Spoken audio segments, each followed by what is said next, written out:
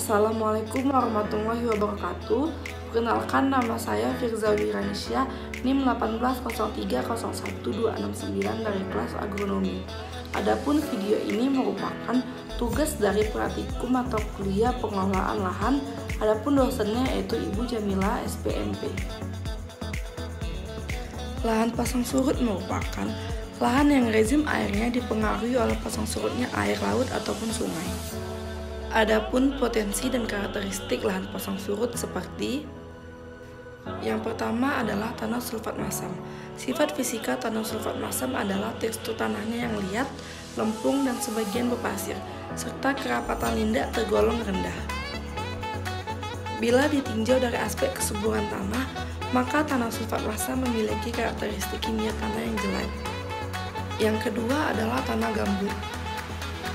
Tingginya kemampuan gambut dalam menyerap air menyebabkan tingginya volume pori-pori gambut, sehingga mengakibatkan rendahnya berat volume dan daya dukung beban gambut. Lahan gambut jika didrainase secara berlebihan akan menjadi kering dan dapat menyebabkan munculnya sifat irreversible drying, atau gambut yang telah mengering tidak akan dapat kembali menyerap air. Adapun kemasaman pH gambut berkisar 3-5. Yang ketiga adalah tanah salin. Tanah salin mengandung banyak daerah masuk intrusi air laut. Akibatnya terjadi dispersi dari butir-butir liat penyusun tanah tersebut. Karena posisi tanah salin berdekatan dengan garis pantai, maka umumnya sering terluapi oleh air pasang laut, sehingga menyebabkan tanah tidak dapat mampu menahan air dengan baik. Selanjutnya, langkah optimalisasi lahan pasang surut. Yang pertama, perluasan areal.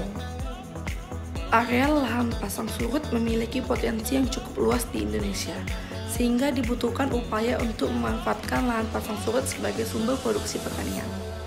Yang kedua, peningkatan indeks pertanaman. Peningkatan IP dan produksi perlu dukungan teknologi pengolahan air, terutama pada musim kemarau, misalnya dengan menggunakan teknologi irigasi verosemen. Yang ketiga adalah pengolahan air. Banyak sekali manfaat dan fungsi dari pengolahan air dapat dilihat pada slide tersebut. Dan berikut merupakan sistem tata air. Yang keempat, menggunakan varietas umur genjah.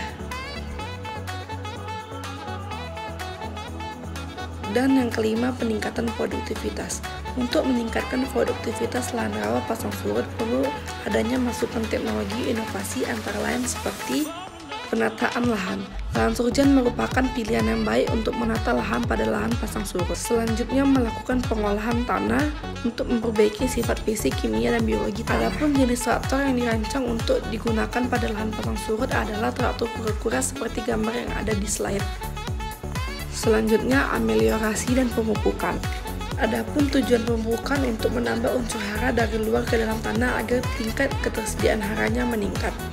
Begitu juga dengan ameliorasi yang dapat digunakan menggunakan dolomit, abu sekam, tanah mineral, abu volkan, dan lumpur laut. Selanjutnya, melakukan pengendalian terhadap gulma, hama, dan penyakit. Pengendalian dapat dilakukan menggunakan herbisida atau pestisida, dapat juga dilakukan dengan pengendalian hama penyakit terpadu. Dan yang terakhir, penguatan kelembagaan. Kelembagaan pertanian terdiri atas 5 kelompok. Yang pertama, kelembagaan sarana produksi. Yang kedua, kelembagaan produksi. Yang ketiga, kelembagaan pengolahan hasil. Yang keempat, kelembagaan pemasaran. Serta yang kelima, kelembagaan pendukung seperti pemodalan dan penyuluhan.